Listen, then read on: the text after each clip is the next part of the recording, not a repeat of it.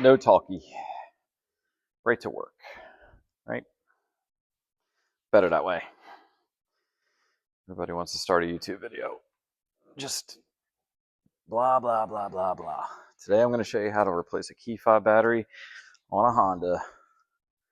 But first, my life story. I actually am going to tell you a little bit about my life story today. But I'm going to work at the same time because I think it's more interesting that way.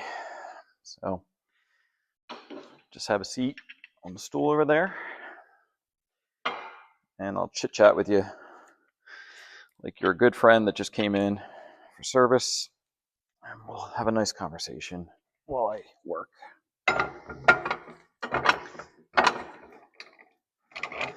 Not doing tutorials on this channel. Decided against that. Everybody's doing tutorials. Don't need any from me. If you're here, you're already a tech and you already know what the heck you're doing for the most part.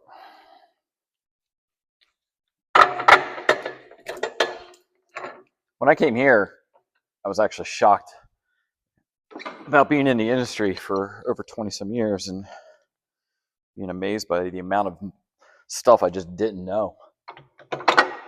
It's pretty incredible. So, told you in the first video, my name is Tim. I've been an automotive tech for 23 years now.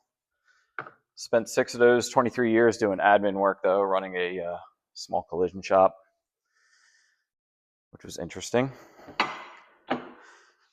I went to tech school, straight out of high school, went to a fancy high school, decided that college was not the play. It was not for me. So, really liked cars. Always, like when I was a kid, I'd always play with cars and stuff like that. And the reason I got into the automotive field, besides liking cars, is I had a very unreliable car when I was in high school.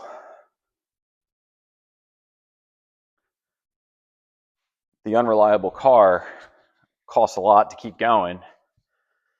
And it was like devastating because I was working part-time. And if you're working part-time and you have to dish out $250, $350 in the year 2000 money or 1999 money, that's pretty devastating. So I said, I'm tired of paying this money. I can do this stuff myself. And like, look at the racket these guys are running, man. They're just cleaning up because they got people like me that couldn't repair their own vehicles. And we're dependent upon them getting it right, fixing it, and then they would get paid. So that's why I got into cars.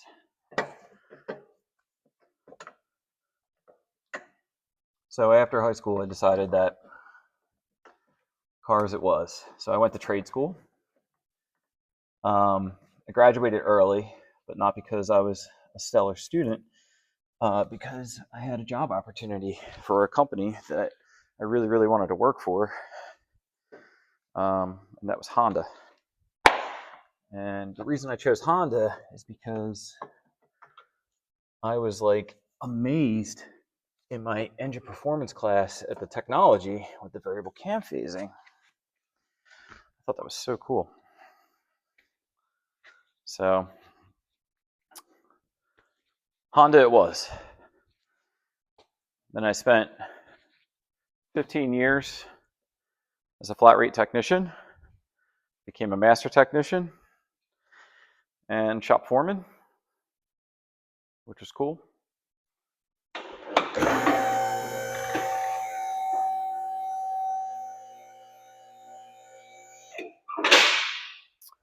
And then an opportunity arose where they wanted to internalize cosmetic reconditioning of the used cars.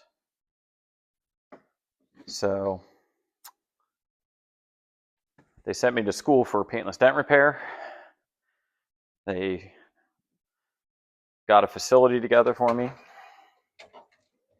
and kind of said, go ahead, run it. Reconditioning the used cars turned into some small customer pay work for just redoing bumper covers and stuff like that.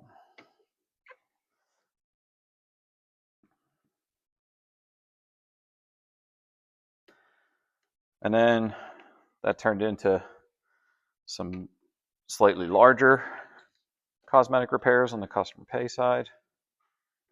And then people started bringing us insurance estimates. And then I learned about how to do the supplement process. And basically had to learn from scratch how to run a collision center. So we got that up and running. And then I decided that I had all this responsibility. I was in charge of payroll and, dealing with a large list of clients. And we were in the midst of one of the worst supply shortages that we had seen in a long time due to a small hiccup in the world around 2020 and 2021. So I decided that from a financial standpoint, it wasn't really worth it for me to continue with the collision stuff.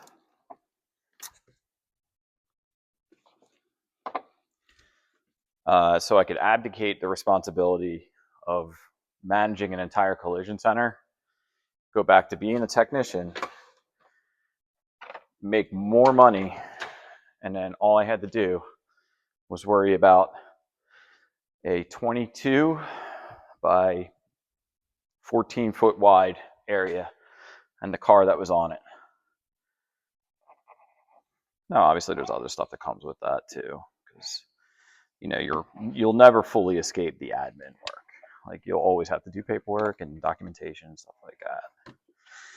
But I had this great experience with doing that as a manager, so it translated well to when I went to become a technician again. So now, back to being a technician, I went to work for Audi. And you're like, why Audi? Honda to Audi. That's a weird transition. A little bit further along here.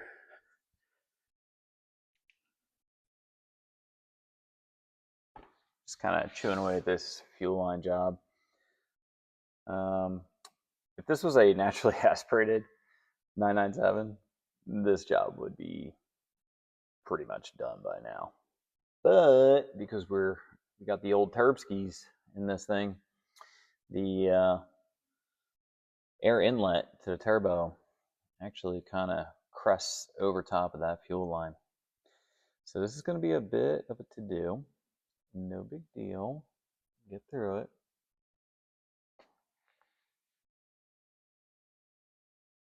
So why did I go to Audi after Honda?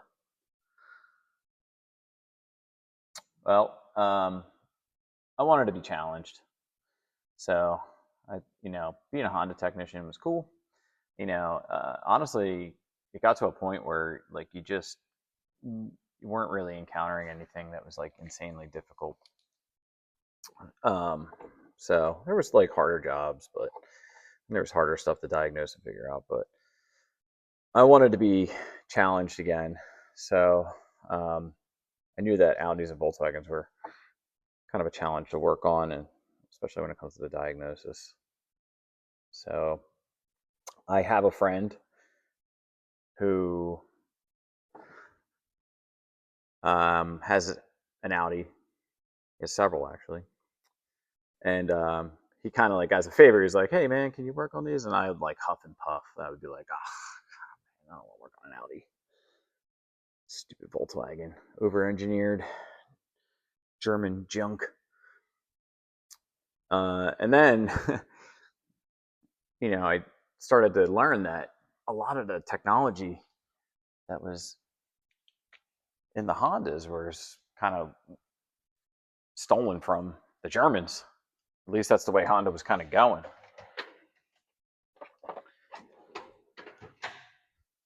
So I moved to become an Audi technician after being with Honda. And before that, I actually liked Audi so much that I got an RS3 and absolutely love that car. And the reason I'm saying past tense is because I no longer own that vehicle. But that thing was a riot. It was so much fun. What a great car. I went from driving boring Acuras, and they were boring. They didn't like have the same kind of emotion. I hate using that word because it's like such a cliche, but it's true, man. Like, really was way more inspiring to drive the RS3 than it was to drive the Acura that I had. It was a TLX A-Spec that I had prior to the RS3. I'm doing surgery now on this thing. Just getting the injector clips up on this. Proving to be a little more sensitive than I thought. There we go. Hey. Success. So I go and I work for Audi, drink from a fire hose, because again, it was like I knew stuff, but I hadn't actually touched cars seriously in 6 years. Like, I mean, like, you're getting multiple reps on the cars. You're pulling 4 or 5 cars in a day. And I had to learn, the intricacies and sort of the nuances of Audis. So that was interesting. So I did that, drank from a fire hose as far as information was concerned. And then I had an opportunity to come here, which is an independent facility. If you're reading my shirt, you know where I work. And it's been really cool, but I'm back to drinking from a fire hose again, because you just don't know what you don't know. And that kind of comes with the territory of being a tech.